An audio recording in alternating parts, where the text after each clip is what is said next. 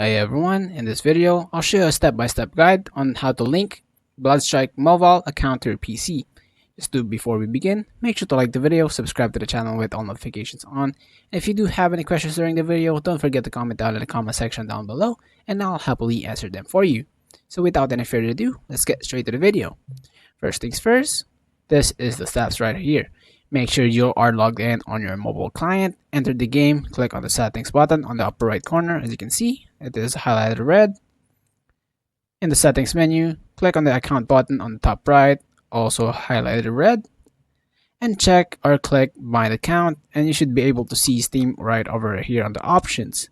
This is how you should be able to play on PC once you bind that. Once you complete the process of linking your Steam account, you will be able to log in the game through Steam and continue playing with your main account progress. Basically, that will be all for this video. I hope you guys find this video helpful. If it did, please leave a like on this video. Thank you guys so much for watching. Have a great rest of your day. Peace.